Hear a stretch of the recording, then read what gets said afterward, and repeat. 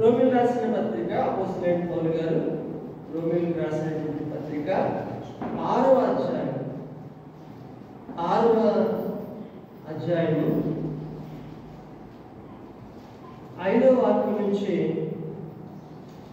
11వ వాక్యం వరకు నేను చదువుతా ఉన్నానండి. దయతో గమనించడం మనం చేస్తాం. 6వ అధ్యాయం 5వ వాక్యం నుంచి 11వ వాక్యం. మరియు ఆయన మరణం యొక్క సాదృశ్యమును ఆయనతో ఐక్యం గల వారిని అడగాలి.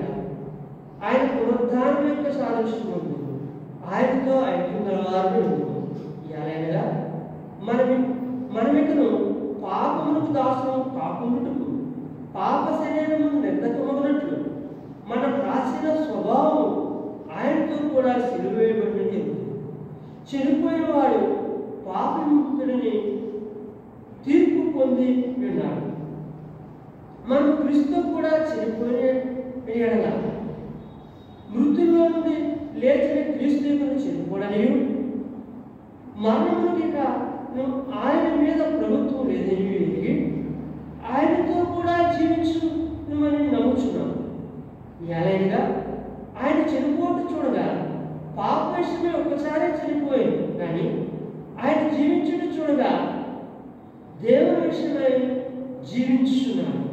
అటువలే వీరును పాప విషయమై మృతులుగాను దేవుని విషయమై క్రీస్తు యేసునందు సజీవులుగాను మిమ్మల్ని మీరే ఎంచుకొనుడి. ఈ వాక్య భాగంలో మనం చూసినట్లయితే క్రీస్తు కోసం బ్రతికున్నాం. మనం పాప విషయంలో చనిపోయాము, క్రీస్తు కోసం బ్రతికి ఉన్నాము. అంటే ఆయనకు కావలసింది మనమే, ఆయనకు కావలసింది మనమే. మన జీవితం అంతా ఆయన అడుగుతా ఉన్నాడు. ఆయనకు కావలసింది మనమే, మన జీవితం అంతా ఆయన అడుగుతా ఉన్నాడు. అంటే ఆయన కోసం బ్రతికి ఉన్నాము. బాప్టిజంలో చనిపోతూ వచ్చాం. మనం గత వారంలో కూడా చూస్తూ వచ్చాం. బాప్టిజం అంటే చనిపోయిన వారు పాతి పెట్టబడటం, తిరిగి లేవడం. ఆయనతో కూడా చనిపోయాము, ఆయనతో కూడా బ్రతికాము. ఎందుకు బ్రతికాము అంటే ఈ భాగంలో మనం చూసినట్లయితే పాప విషయమే 11వ వాక్యం. అటువలే మీరును పాప విషయమే మృతులుగాను దేవుని విషయమై క్రీస్తు యేసునందు సజీవులుగాను మిమ్మల్ని మీరే ఎంచుకునుడి. అంటే క్రీస్తు కోసం మనం బ్రతుకున్నాం అని మనం ఎంచుకోవాలి అని తెలియబడు. కొన్ని లేఖన భాగాలు చూపిస్తా ఉన్నాను, ఇలా చూపించాలనుకుంటా ఉన్నాను. లేఖన భాగాలు ఏం చెప్తా ఉన్నాయి, దేనితో బ్రతకాలని చెప్తా ఉన్నాయండి. మనం చూసినట్లయితే కొరింథీయులకు రాసినటువంటి 2వ పత్రిక అపోస్తలుడైన పౌలు గారు కొరింథీయులకు రాసిన 2వ పత్రిక 5వ అధ్యాయము 15వ వాక్యం చూసినట్లయితే జీవించు వారు ఇక మీదట తమ కొరకు కాక తమ నిమిత్తము వృద్ధి పొంది తిరిగి లేచిన వారి కొరకే జీవించుటకు ఆయన అందరి కొరకును వృద్ధి పొందినట్టు నిశ్చయించుకొనిచున్నాను. ఆయన ఎందుకు వృద్ధి పొందాడు, ఎందుకు సిలువలో చనిపోయాడు అంటే మన పాపాల కొరకు అంటాం, సత్యమే. కానీ ఇక్కడ ఏం చెప్తుంది, మన పాపాల కొరకు ఆయన చనిపోయాడు, మన పాపాలు క్షమించడం కొరకు ఆయన చనిపోయాడు. అంతేకాకుండా ఇక్కడ లేఖన భాగం ఏం చెప్తుందంటే ఆయన కొరకు జీవించడం కొరకు ఆయన చనిపోయాడు, ఆయన కొరకు మనం జీవించడం కొరకు ఆయన చనిపోయాడు అని చెప్పబడతారు. జీవించేవారు ఇక మీదట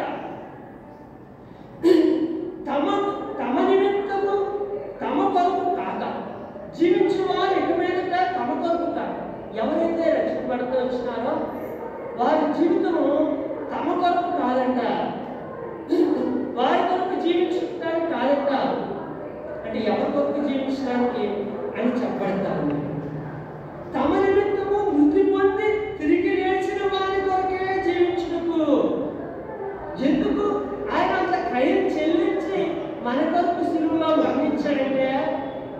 జీవిత దినాలు మనం మార్పు చెంది రక్షింపబడిన తర్వాత మనం ఆయన కొరకు జీవించడం కొరకు. కాబట్టి మనం వాక్య భాగాన్ని బట్టి పరీక్షించుకుందాం. మనం దేని కొరకు జీవిస్తా ఉన్నాం అనేది తర్వాత భాగాలు కూడా మనం ఆలోచన చేస్తాం. ఇక్కడ చూసినట్లయితే తమ నిమిత్తము వృద్ధి పొంది తిరిగి లేచిన వారి కొరకే జీవించుటకు ఆయన అందరి కొరకు వృద్ధి పొందిన నీవు నిశ్చయించుకొచ్చున్నావు. కాబట్టి ఇంతవరకు నిశ్చయించుకోకపోతే ఈ దినమన్నా నిశ్చయించుకోవాలని తెలియబడతా ఉంది లేఖన భాగం. దేని కొరకంటే ఆయన కొరకే నేను ఈ లోకంలో ఆయన ఇచ్చిన ఆయుష్ దినాలను జీవిస్తాను. కాబట్టి మనకి ఇచ్చినటువంటి తలాంతులు, మనకిచ్చినటువంటి ఆరోగ్యము, మనకిచ్చినటువంటి ధనము, మనకిచ్చినటువంటి సమస్తము ఆయన కొరకు జీవించడం కొరకే. ఇది మనం ఆరోగ్యం లేకపోతే మనం ఏం చేయలేము. సజీవులుగా లేకపోతే మనం ఏం చేయలేము. ఎందుకు ఆయన చనిపోయాడు శిలువలో అంటే మన పాపం నిమిత్తము, అదొక పానం అయితే మరొక పానం ఏం తెలియబడతామంటే ఆయన కొరకు జీవించడం కొరకు, ఆయన కొరకు జీవించాలని ఆయన చెప్పారు అని పౌలు గారు చెప్తారు. పౌలు గారి జీవితం చూసినట్లయితే ఎప్పుడైతే యేసుక్రీస్తు వారు పౌలు గారిని దర్శిస్తూ వచ్చారో, ఎన్కౌంటర్ చేస్తూ వచ్చారో, అప్పుడు పౌలు గారు జీవితం అక్కడ నుంచి చూసినట్లయితే దేవుని కొరకే జీవించినట్లుగా మనకు కనబడతా ఉంది. కాబట్టి మనం అలా జీవించలేకపోతా ఉన్నాము. కాబట్టి మనం ఆలోచన చేయాలి ఆయన కొరకు జీవించడం కొరకు. మత్తయి సువార్త 6వ అధ్యాయము 33వ వాక్యములో చూసినట్లయితే మనందరికీ తెలిసినటువంటి మాట 6:33లో చూసినట్లయితే, కాబట్టి మీరు ఆయన రాజ్యము నీతిని మొదట వెతుకుడి, అప్పుడు అవన్నీ మీకు అనుగ్రహింపబడదు. అంటే జీవించడం దేని కొరకంటే ఆయన రాజ్యం నిమిత్తం, ఆయన రాజ్యం నిమిత్తం, ఆయన రాజ్యం నిమిత్తము మనం జీవించాలి అని తెలియబడతాము. ఆయన రాజ్య వ్యాప్తి కొరకు మనమేమి గొప్పవారు కాదు, మనమేమి వ్యాప్తి చేసేలేము. కానీ మనం ఆయనకి రాబడినట్లయితే, ఆయన వాడుకోవడానికి మనం ఇష్టపడినట్లయితే మన ద్వారా ఆయన చేస్తారు, మన ద్వారా ఆయన చేస్తాడని చెప్పండి. మొదట ఆయన రాజ్యాన్ని నీతిని ఎదగండి, అప్పుడు అవన్నీ ఉంటే మనకు కావాల్సినటువంటి ఆహారం, మనకు కావాల్సినటువంటి వస్త్రాలు, మనకు కావాల్సినటువంటి వసతులు, మనకు కావాల్సినటువంటి ఆరోగ్యము, మనకు కావాల్సిందంతా. ఉదాహరణ చూడండి, ఏదైనా ఒక కంపెనీలో కానీ ఒక ఆఫీసులో కానీ మనం పనిచేసాం అనుకోండి, అది ఏం చేస్తారు, కొన్ని మనం ఉండడానికి వసతులు ఇస్తారు, మనకి అన్ని వసతులు కల్పిస్తారు, మనకి సాయంతా వారు అంటే అన్ని వాళ్ళే ఏర్పాటు చేస్తారు. ఇక్కడ చెప్పడతాం దేవుని వాక్యము, ఆయన రాజ్యాన్ని నీతిని మీరు మొదలెత్తకండి, మీకు అవసరమైనది మీకు అని ఆయన చెప్తా ఉన్నాడు. కాబట్టి మీరు ఆయన రాజ్యం నీతిని మొదట ఎదగండి, అప్పుడు అవన్నీ మీకు అనుగ్రహించబడదు. అప్పుడు అవన్నీ పై విషయాలు చెప్పబడతాం, ఏమి తిందుమా, ఏమి త్రాగుదుమా, ఏమి ధరించుకుందుమా, దాని వరకు చింతించద్దు. అవన్నీ నేను మీకు ఏర్పాటు చేస్తాను, అవన్నీ మీకు ఇస్తాను. ఈ లోకము తండ్రి చూస్తేనే పిల్లలకి ఏం కావాలని ఆలోచిస్తాం. మనం అడిగినప్పుడు పిల్లల విషయంలో ఏదైనా కొంత కొత్తగా ఉన్నట్లయితే వీళ్ళు మానేసి పిల్లలకు పెడతారు. అంటే ఈ లోకము తండ్రి అలా ఆలోచిస్తే, అంత ప్రేమగా పిల్లల పట్ల ఆలోచిస్తే, పరలోకపు తండ్రి ఇంకెంత ఆలోచిస్తాడని, ఎంతగా ఏది కొద్దు లేకుండా ఆయన ఇస్తాడు. చేయాల్సింది ఏంటి, అక్కడ శక్తి చెప్పబడతా ఉంది ఏంటంటే, మొదట ఆయన రాజ్యాన్ని ఎదగండి, ఎదిగితే అవన్నీ. నేను అప్పుడే 15 సంవత్సరాల పైన అవుతుంది ఏం చేయడం మానేసాను. ఏ తక్కువ కాలంలో ఆయన రాజ్యాన్ని నీతిని ఎదగండి, అప్పుడు అవన్నీ. అలాగా ఎంతో మంది ఉన్నారు లోపల, ఆయన రాజ్యాన్ని ఎదిగేటట్టు వారి విషయంలో ఆయన శ్రద్ధ చూపుతాడని చెప్పారు. దేని కొరకు బ్రతకాలంటే మన కొరకు చనిపోయి తిరిగి లేచిన యేసుక్రీస్తు వారి కొరకు బ్రతకాల. ఆయన రాజ్యం కొరకు బ్రతకాలి. మనం ఎందుకు ఉంచాడు ఈ లోకంలో? ఆయన రాజ్యం నిమిత్తం మనం ఉంచినాడు. ఏమండి, మనం చూస్తూ వచ్చాం ఈ వాక్యవాయాన్ని మనం పేరు పెడుతూ వచ్చాం. ఏంటంటే క్రీస్తు కోసం బ్రతికి ఉన్నాం అంటే యేసుక్రీస్తు వారి కొరకు బ్రతికి ఉన్నాం. యేసుక్రీస్తు వారి కొరకు బ్రతికి ఉన్నాం. ఆరాధనత్వం చూస్తూ వచ్చాం. ఆయన కేంద్రకాయ అన్నాడు, ఏ మాత్రము సందేహం పడకుండా నడిపించాడు. ఇంకా ఆయన సందేహం లేదు, ఏ మాత్రం సందేహం, ఏ విషయంలో సందేహం లేదు. ఆయన నమ్మదగిన వాడు, ఆయన నమ్మదగిన వాడు. ఏ విషయంలో సందేహం లేదు. ఇశ్రాయేలు ప్రజలు అనుకున్నారు, ఇంతమందికి ఆయన ఆహారం సమకూర్చగలరా అనుకున్నారు. కానీ ఆయన ఆకాశం నుంచి మన్నా తక్కువ కాలేదు. 6 లక్షల మందికి అంటే యుద్ధ సూర్యులు కంటే 20 లక్షల పైన. మరి లోకం అంతటికీ సరిపడగా దేవుడు ఏర్పాటు చేశాడు. అంటే కొంతమందికి అందట్లేదంటే కొంతమంది స్వార్థ పనులు పోయిన కారణం అందరికీ సాగినంత లోకంలో ఇచ్చాడు. మనం చూసినట్లయితే దేని కొరకు మనం బ్రతకాలి, బ్రతికి ఉన్నాం అంటే యేసుక్రీస్తు వారి కొరకు. దేని కొరకు బ్రతికి ఉన్నాము అంటే ఆయన రాజ్యం కొరకు. దేని కొరకు బ్రతికి ఉన్నామంటే పిలుపులు రాసిన పత్రిక 1వ అధ్యాయము 22వ వాక్యంలో చూసినట్లయితే పిలుపులు రాసిన పత్రిక 1వ అధ్యాయము 22వ వాక్యం 21:22 నా మట్టుకైతే బ్రతుకుటకు ఇస్తే సావైతే లాభం. ఆయనను శరీరముతో నేను జీవించునే నాకున్న పనికి ఫలసాధనమైన ఎడల నేనేమి కోరుకుందునో నాకు తోచలేదు. ఆయన అంటున్నాడు, బ్రతుకుటకు ఇస్తే నేను ఈ లోకంలో ఎందుకు బ్రతుకున్నానంటే ఆయన కొరకే బ్రతుకున్నాను, యేసుక్రీస్తు వారి కొరకే బ్రతుకున్నాను అంటూ చెప్తా ఉన్నాడు. చావైతే లాభం అంటే ఆయన దగ్గర ఇంకా ఎంతో బాగుంటుంది అనమాట. కానీ ఒకసారి మరి ఆయన ఇల్లు చూసి వచ్చాడు. అలాగే కొరింథీయులకు రాసిన 2వ పత్రికలో మాట్లాడుతాను. ఆయన గురించే నాకు దర్శనం 14 సంవత్సరాల క్రితం నాకు దర్శనం వచ్చింది.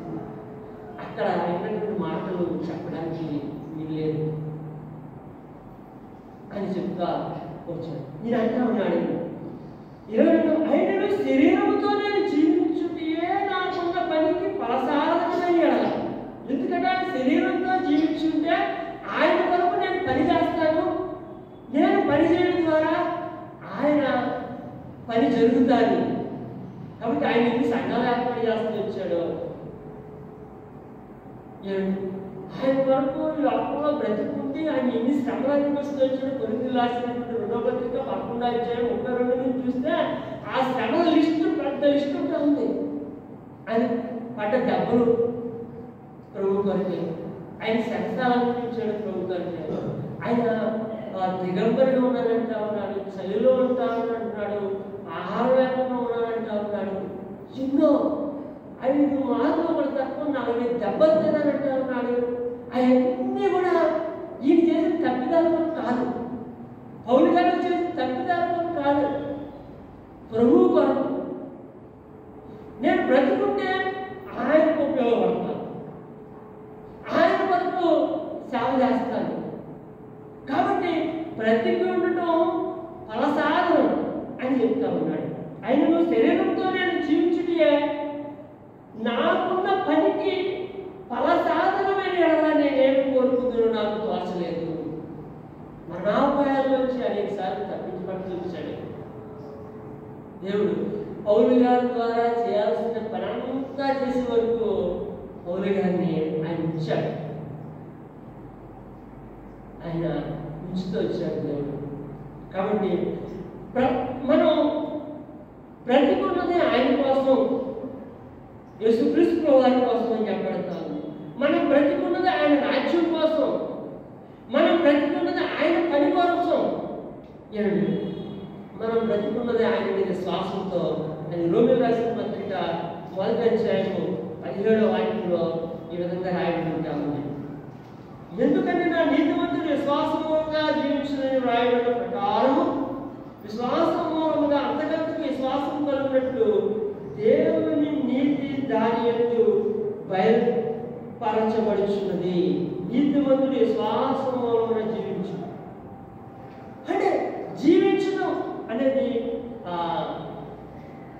గలతీ రాసిన పత్రికలో కూడా మనకు కనపడుతుంది. 2వ అధ్యాయం 19-20 వాక్యంలో ఆయన విశ్వాసంతో జీవిస్తున్నట్లుగా మనకి తెలియబడతాము. ఈ మాట హబక్కు గ్రంథంలో ఉంటా ఉంది, హెబ్రీ రాసిన పత్రికలో ఉంటా ఉంది, గలతీ రాసిన పత్రికలో ఉంటా ఉంది. మనం ఏ విధంగా లోకంలో జీవించాలని విశ్వాసం ద్వారా మనం జీవించాలి అనేది తెలియబడతా ఉంది. తర్వాత మనం చూసినట్లయితే పేతురు రాసినటువంటి మొదటి పత్రిక 2వ అధ్యాయము, అపోస్తలుడైన పేతురు గారు రాసినటువంటి మొదటి పత్రిక 2వ అధ్యాయము 24వ వాక్యం చూసినట్లయితే మనం పాపం విషయమే చనిపోయి నీతి విషయమే జీవించినట్లు ఆయన తానే తన శరీరమందు మన పాపమును వారి మీద మోసుకొని ఆయన పొందిన గాయము చేత నేను స్వస్థత నొందితిరి. ఇక్కడ చెప్పబడతా ఉంది దేవుని కొరకు జీవించాలనేది, నీతి కొరకు జీవించాలని చెప్పి ఆరాధనలో చూస్తూ వచ్చాం. ఈ లోకం ఎలా ఉందో తెలియబడతా ఉంది. కీర్తనకారుడు చెప్తా ఉన్నాడు, అలా ఉన్న లోకంలో కీర్తనకారుడు ఎలా జీవిస్తున్నాడో తెలియబడతా ఉంది. ఆ విధంగా ఉన్నటువంటి లోకంలో కీర్తనకారుడు ఏ విధంగా జీవిస్తా ఉన్నాడో తెలియబడతా ఉంది. కాబట్టి ఇక్కడ చెప్పబడతా ఉంది జీవించడం నీతి కొరకు, జీవించడం నీతి కొరకు అని చెప్పబడతా ఉంది. ఇలా మనం చూసినట్లయితే అంటే పేతురు రాసినటువంటి మొదటి పత్రికలోనే 4వ అధ్యాయం 2వ వాక్యంలో దేవుని కొరకు జీవించాలనేది రాయబడి ఉంటా ఉంది.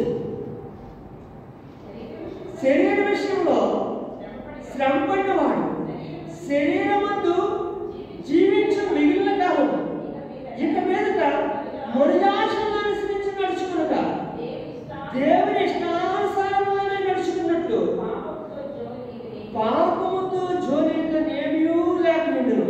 ఇక్కడ చెప్పబడుతోంది శరీరమందు జీవించు మిగిలిన కాలం. ఆయన దర్శించాడు, రక్షించాడు. మిగిలిన కాలం ఆ ముందు కాలం ఏంటంటే మన శరీర దురాశలు చెప్పిన మన ఇష్టానుసారంగా మనకు తోచినట్టుగా జీవిస్తూ వచ్చాం. న్యాయపతుల్లో ఇశ్రాయేలుకి రాజు లేడు అని చెప్పబడతారు. వారి ఇష్టానుసారంగా ప్రవర్తిస్తూ వస్తున్నారు అని రాయబడుతున్నారు. కాబట్టి మనం ఆయన ఎరక్క ముందు మన ఇష్టానుసారంగా జీవించినటువంటి జీవితం ఆయన జరిగిన తర్వాత, ఆయన రక్షించిన తర్వాత ఎలా జీవించాలని తెలియబడుతూ ఉంది. శరీరమందు జీవించి మిగిలిన కాలము ఇక మీదట మనుజాశలను అనుసరించి నడుచుకోగా ఎలా దేవుని ఇష్టానుసారంగానే నడుచుకున్నట్లు. అంటే దేవుడికి ఏది ఇష్టమో ఆ ఇష్టానుసారంగా నడుచుకోవాలని, అంతేకాకుండా నడుచుకున్నట్లు పాపంతో జోలికి ఏమీ లేకుండా, పాపంతో జోలి ఇక ఏమీ లేకుండా ఉండునని చెప్పబడతాడు. మనం చూస్తొచ్చాం ఎలా జీవించాలి అంటే ఆయన కొరకు జీవించాలి, తర్వాత ఆయన రాజ్యం కొరకు జీవించాలి, ఆయన పని కొరకు జీవించాలి, విశ్వాసంతో ఆయన మీద విశ్వాసంతో జీవించాలి, నీతి కొరకు జీవించాలి, ఆయన నీతి కొరకు జీవించాలి. అంతేకాకుండా దేవుని ఇష్టానుసారంగా జీవించాలి, దేవుని ఇష్టానుసారంగా జీవించాలి. అలా జీవించకపోయినట్లయితే మాట ఈ సందర్భం మరి ఎంతవరకు దానికి సంబంధించిందో తెలియదు కానీ ఒక మాట జ్ఞాపకం చేయాలనుకుంటా ఉన్నాను. ప్రకటన గ్రంథము 3వ అధ్యాయము మొదటి వాక్యం చూసినట్లయితే ఈ విధంగా రాయబడి ఉంటాను. ఆఖరి భాగంలో నేను చదువుతా ఉన్నాను, దయచేసి గమనించండి. నీ క్రియలు నేను ఎదుగుదును, ఏమైనా జీవించున్నావని పేరు మారుతున్నది కానీ నీవు మృతుడువే. ఏంటంటే నీ క్రియలు నేను ఎదుగుదును, నువ్వు ఎలా ఉన్నాడు, జీవించున్నావని పేరు ఉంది నీకు, కానీ మృతుడువే అని చెప్పండి. ఇలా మనం ఎందుకు పిలవబడుతూ వచ్చాం, ఎందుకు రక్షించబడుతూ వచ్చాం అంటే ఆయన కొరకు జీవించడం కొరకు. ఆయన కొరకు జీవించకపోతే జీవిస్తున్నామని పేరుంది కానీ మృతుడివే అనేది దేవుని వాక్యం మనకి తెలియబడతా ఉంది. మనం చూసినట్లయితే శిష్యులు ఏమంటే ఆయనతో 3.5 సంవత్సరాలు జీవించారు. తర్వాత ఆయన చనిపోయినప్పుడు చాలా భయపడ్డారు. వారు ఏమనుకున్నారంటే యేసుక్రీస్తు వారు మాపక్షంగా పోరాడి, రోగులతో పోరాడి రాజ్యాన్ని తెస్తారనుకున్నారు. కానీ వారు అన్ని తలకిందులు అయిపోయాయి. కానీ ఈయనే సిలువలో చనిపోతూ వచ్చినారు. ఈయన సిలువలో చనిపోయి తిరిగి లేచిన తర్వాత వారిని దర్శించిన తర్వాత పరిశుద్ధాత్మ వారి మీదకి వచ్చిన తర్వాత వారి ఎంత ధైర్యవంతులు అయిపోతూ వచ్చారు. పేతురు గారు వచ్చిన అమ్మాయి నువ్వే కదా ఇస్తూ ఉన్నావు అంటే అబ్బాయి ఆయన్ని అడగని భయపడి 3 సార్లు కొట్టుకుంటూ వచ్చినారు. తర్వాత అపొస్తలుల కార్యం చూసినట్లయితే అక్కడ చూసినట్లయితే వారి ఎంత ధైర్యంతో వారు జీవిస్తూ వచ్చారు యేసు వారి వరకు అని తెలియబడతా ఉంది. ఆఖరికి వారు ప్రాణం విడేస్తూ వచ్చారు. పేతురు గారిని సిలువేయడానికి నా ప్రభువు నేను అలా సిలివేశాను, నేను ఆ విధంగా సిలివేయడానికి తగినది కాదు, నన్ను తలకిందులుగా సిలివేయండి. వారికి ఎంత ధైర్యం వచ్చేసిందంటే ప్రాణం పెట్టేంత ధైర్యం వచ్చేసింది. శిష్యులు అందరూ ఆయన కొరకు ప్రాణం పెట్టేస్తూ వచ్చారు. అంటే వారు ఆయన కొరకే జీవించారు, ప్రాణం పెట్టేశారు. కానీ శిష్యులు అందరూ సంఘ చరిత్రలో అనేకులు అలాగే మన సువార్తలు చూసినట్లయితే కొందరు స్త్రీలు ఆయన కొరకు జీవించినట్లుగా మనకి దేవుని వాక్యంలో తెలియబడతాము. లోక సువార్తలు చూసినట్లయితే అందరూ పారిపోయిన స్త్రీలు శిలువ దగ్గర ఉన్నారు. ఆయన దర్శించేదాకా ఆ మగ్గులే మరి విడిచిపెట్టలేదు. స్త్రీలు పాత్ర ఎంత ఉన్నదనేది బైబిల్ గ్రంథంలో మనకు తెలియబడతాం. కాబట్టి కొందరు స్త్రీలు ఆయన కొరకు బ్రతికుతూ రక్షించిన తర్వాత మనం చూసినట్లయితే దేవుడు యేసు వారు ఎప్పుడైతే దర్శించారో పౌలు జీవితం మారిపోతూ వచ్చింది. అప్పటి నుంచి పౌలు గారు ఆయన కొరకు జీవించినట్లే తెలియబడతాం. ఉదాహరణకు సమరేశ్కి ఎప్పుడైతే యేసు వారు దర్శించారో ఆమె ఏం చేస్తూ వచ్చింది, ఆమె కుండ అక్కడ విడిచిపెట్టింది. కుండ విడిచిపెట్టిందనే ఉంది కానీ అది చాలామంది ప్రార్థన చేస్తారు, వాక్యం చెప్తారు, పాపము కుండ అంటారు. కానీ కాదు, అక్కడ ఆ భాగంలో పాపం గురించి లేనే లేదు. ఆయన పాపం చేసినట్టు అక్కడ రాయబడలేదు. అంటే ఆయన ఆ ప్రత్యక్షతను బట్టి ఆ సంతోషంగా ఆ కొండ విడిచి వెళ్ళిపోయింది. వెళ్ళిపోయి ఆ ఊరు వారందరినీ ఆయన దగ్గరికి నడిపించారు. ఆయన దగ్గర అంటే బైబిల్ గ్రంథంలో స్త్రీల పాత్ర ఎంతో ఉంటుంది. వాళ్ళు ధైర్యంగా చెప్పగలరు, ప్రభు గారు ధైర్యంగా తీసుకురాగలరు, వాళ్ళకి తీసుకురాగలరు అందరినీ. ఇక్కడ చెప్పబడుతూ ఉంది. జక్కయ్య చూడండి, జక్కయ్య యేసు ప్రభువుని దర్శించిన నీతి కొరకు ఆయన స్టేట్మెంట్ ఇస్తూ వచ్చాడు. ఆయన తర్వాత జీవితం ఎలా ఉండబోతా ఉందో చెప్తూ వచ్చాడు. పౌలు గారి గురించి చూస్తూ వచ్చాం. ఆది సంఘంలో చూస్తూ సంఘ చరిత్రలో ఎంతో మంది భక్తులు వీళ్ళు ఆయన కొరకే జీవించినటువంటి వారు మనకి తెలియబడతారు. వీళ్ళు ప్రవక్తలు ఆయన కొరకు ప్రవక్తలు ప్రాణాలు చేస్తూ వచ్చారు. వీళ్ళు చాలా దారుణంగా యెషయా ప్రవక్త గారిని చూసినట్లయితే ఆయన ఒక చెట్టు మొదలు పెట్టి రంపాలతో పూసారని చెప్పారు. ప్రవక్తలు ఎంతో దారుణంగా హింస పొందుతూ వచ్చారు. చనిపోతూ వచ్చారు. మనకి ఏం తెలియబడుతుంది? ఇంకా ఎంతో మంది మనకి ఏం తెలియబడతా ఉందంటే వారందరూ ఆయన కొరకే జీవించారని తెలియబడతారు. మనం ఉదాహరణ చూసినట్లయితే ఈ లోకంలో ఉన్న వారు దేవుని వరకు జీవిస్తూ ఉన్నారు, దేవుని వరకు బ్రతుకుతూ ఉన్నారు అని చెప్తారు. నేను కొన్ని రాసుకుంటూ వచ్చాను. కొంతమంది ఈ రోజుల్లో చూసినట్లయితే సెల్ ఫోన్ కూడా బ్రతికే ఉన్నారు. నేను సెల్ ఫోన్ కొనలేదు చనిపోయే వాళ్ళు ఉంటారు. కాదంట ఉదయాన్నే లేవడం బాగుంటుంది, సాయంత్రం పడుకునేదాక సెల్ ఫోన్. ఏంటి మరి దాని వరకే బ్రతుకుతాయట కదా. ఇంకా తమ కొరకు బ్రతికేవారు. ఈ లోపల మనం చూస్తాం కదండి, తమ కొరకే బ్రతికేవారు. కొంతమంది అయితే డబ్బు సంపాదన కొరకే బ్రతికేవారు.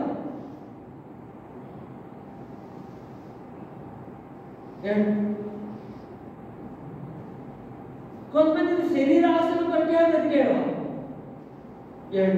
కొంతమంది ఇప్పుడు చూసినట్లయితే అన్ని ఆటలు స్థితి వచ్చేస్తాం. అంటే తప్పని చెప్పట్లేదు, అనుకుంటే ఇంకా చాలా బాగుంటుంది. కొన్ని కల్తీలు కూడా వస్తున్నాయండి. ఈ మధ్యలో టీవీ టైంలో వరుసనే వేస్తా ఉన్నారు. మీరు టీవీ చూస్తారంటే అంత ఆత్మీయంగా అనుకోండి. వార్తల వరకు చూడాలి. భక్తులు ఎవరో చెప్పారట, ఒక చేతితో బైబిల్, ఒక చేతితో న్యూస్ పేపర్, ఈ రెండు కనెక్ట్ చేయండి అంటే లోకంలో ఏం జరుగుతుందో ఉంది. కాబట్టి ఇప్పుడు అన్నీ కల్తీలే. మన ఆరోగ్యం సగం పాడైపోవడానికి కారణం ఈ కల్తీలే. కొన్నిసార్లు కొన్ని ప్రత్యేక వీడియోలు పెడతారు. పలానా ఊళ్ళో రాజమండ్రిలో పలానా బాగుందంట, లేకపోతే పలానా చోట పలానాది బాగుందంట, పలానాది బాగుందంట. ఇవన్నీ చూసి ఏం చేయకుంటే అది చూడగలరు. ఒకసారి నాకు అది తెప్పించింది అంటే తినడం అంటే దేవుడు ఇచ్చాడు ఆహారం, దాంట్లో ఎంజాయ్ చేయొచ్చు, ఆనందం ఉంటుంది, తప్పకుండా ఉంటుంది. కానీ దాని కొరకే బ్రతకడం అనేది కొంతమంది అలా ఉంటారు కదా. కొంతమంది ఎందుకు బతుకుతారంటే ఒక పిల్లలు బ్రతుకుతూ ఉంటారు. ఏం తప్పని చెప్పట్లేదు, కానీ దేవుని వాక్యం ఏం చెప్తుంది అనేది నేను చూపించాలి. కొంతమంది తల్లిదండ్రుల కొరకే అంటారు. కొంతమంది పేరు కొరకు, కొంతమంది ఏదో సాధించాలి జీవితంలో అని కొంతమంది ఎందుకు బతుకుతారో తెలియకుండా బతుకుతారు. ఇంకా కొంతమంది ఆరోగ్యంగా ఉండడం మంచిదే. ఆరోగ్యంగా అవి శ్రద్ధ తీసుకోవడం, హాస్పిటల్కి అనుకూలంగా ఉండే అవసరం ఉంటుంది ఉండగలుగుతాం. అంతేకాకుండా కొంతమంది లోకం కోరుకుంటుంది. అయితే మనం దేని వరకు బ్రతుకుతాము అది ప్రశ్న. ఇప్పుడు చెప్పినట్లో మనలో ఏముంటా ఉన్నాయి, వాక్యం ఏం చెప్తా ఉంది, దేని వరకు బతకమని చెప్తాము. అలా అంటే ఉద్యోగాలు అన్ని మానేసుకోమని చెప్పట్లేదు. మనం ఎక్కడున్నా ఆయన మన ఎందుకు పిలిచాడో, లోపల ఎందుకు ఇచ్చాడో, ఎందుకు ఆరోగ్యం ఇచ్చాడో, ఎందుకు ఆహారం ఇచ్చాడో, మనకి కావాల్సినంత ఆస్తి, కావాల్సినంత అంతా ఎందుకు ఇచ్చాడు అనేది ఎప్పుడు మనం జ్ఞాపకం ఉంచుకోవాలి. దేని వాక్యం చెప్తుంది మనం దేని కొరకు బ్రతకాలి అంటే ఆయన ఎందుకని ఆయన మన కొరకు ప్రాణం పెట్టాడు అనేది చెప్పబడతాం. ఎందుకంటే ఆయన కొరకు జీవించాలి, ఆయన రాజ్యం కొరకు బ్రతకాలి, ఆయన పని కొరకు బ్రతకాలి. అంటే మనం ఉద్యోగం చేస్తున్నా ఆయన పని చేయగలం, ఏమంటే మనం వ్యాపారం చేస్తున్నా ఆయన పని చేయగలం. మనం చూసినట్లయితే యోసేపు, చూసినట్లయితే దానియేలు, బైబిల్ గ్రంథంలో ఉంటా ఉన్నారు, బయట ఎంతోమంది ఉంటా ఉంటారు. అది ఏం చేసినా వారి ప్రాముఖ్యమైన ఉద్యోగం, వారి ప్రాముఖ్యమైన వ్యాపారం ఏమంటే యేసు వారు తెలియజేయడం. ఆయన అంతేకాకుండా విశ్వాసంతో మనం బ్రతకాలని, అంతేకాకుండా నీతి కొరకు, ఆయన నీతి కొరకు బ్రతకాలని, ఆయన ఇష్టానుసారంగా బ్రతకాలని అని చెప్పబడతాం. కాబట్టి మనం ఎలా బ్రతుకుతామో మనం పరీక్షించుకుందాం. ఇప్పుడు చదివిన లేఖన భాగంలో మనకి ఏం తెలియబడతా ఉందంటే, క్రీస్తు కోసం బ్రతికి ఉన్నాము. మనం ఎందుకు బ్రతికి ఉన్నామంటే క్రీస్తు కోసం బ్రతుకున్నాం, అది మనం గ్రహించాలి అనేది తెలియబడతాం. కాబట్టి అట్లీగా అది మనం గ్రహించడానికి, అలా బ్రతకడానికి దేవుడు మనకి సహాయం చేయగలరు. దేవుడి వివాహ భావం జీవించగలరు.